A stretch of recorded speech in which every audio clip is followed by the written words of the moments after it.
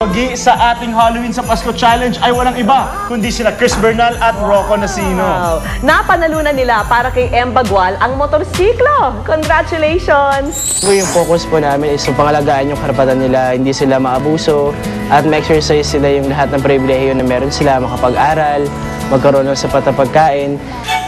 Sa ngayon, hindi lamang mga aral sa libro at pagsusulit ang tinuturo ng mga kasamahan ni Kuya M.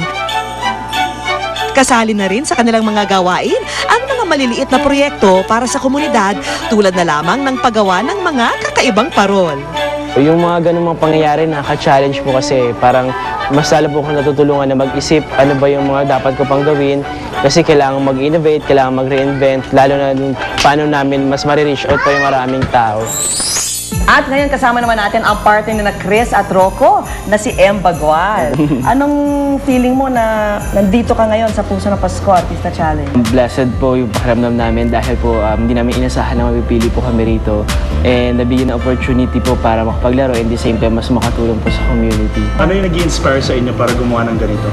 Actually po kasi may kanya-kanya rin po yung pinagdaanan and kaya po mula sa mga pinagdaanan yun po yung ginagamit ng inspirasyon para doon ipagtanggol po yung karapatan ng mga bata. Anong naramdaman mo nang manalo si Chris Bernal at si Rocco Nacino para sa iyo at para sa community mo? Gusto mo pasalamat kasi masaya po yung yung bonding ng group namin and sa kanila kahit po maikling panahon lang and nakaka-connect po sila sa amin, gayon din nakaka-connect po kami sa kanila.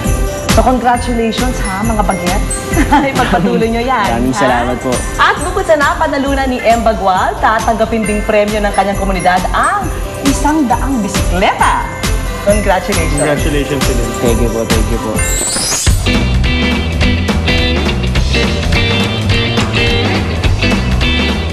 Eto na ang sandamakmak na bisikletang ipamimigay sa Barangay San Bartolome, Novaliches ngayong araw. May karera bang magaganap? Nandito po tayo ngayon sa Nomar Subdivision, San Bartolome, Novaliches. Alam nyo ba mga kapuso kung bakit tayo nandito? Dahil ihahatid na natin ang premyo ni Emmanuel Bagwal sa kanyang community. Si M ang kapartner ni Rocco at Chris. Simulan na natin! Atat na ang buong Novaliches sa 100 bicycles. Ano pa ba ang kulang? Siguro naman marunong kayo na mag-bring me, di ba? Bring me game. May papakuha lang kayo, dadalhin nyo sa akin. Kapalit nun, bisikleta. Not bad. Okay, ang kukunin nyo. Alam nyo yung lata ng soft drink? May isang ring doon sa pinakataas. Yung pambukas niya. Ganito yung itsura. Yan.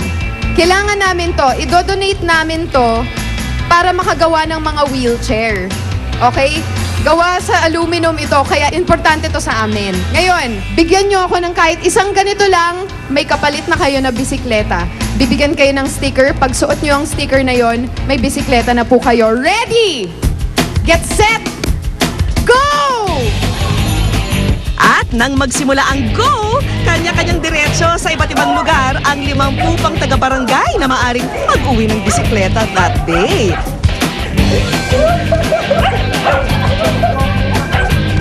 Ang ilan halos nagkagulo na sa pagkuha ng takip ng canned soft drink.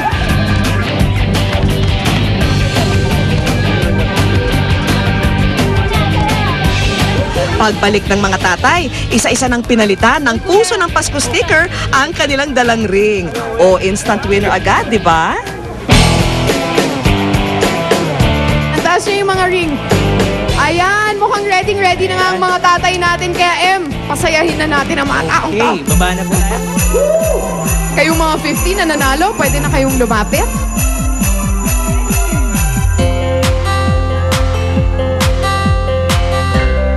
Ayan na, bisikletang maaring magamit pang negosyo o pang exercise.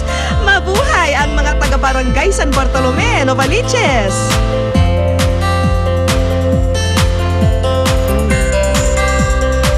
Yan ang nangyayari pag tumutulong ang mga tao.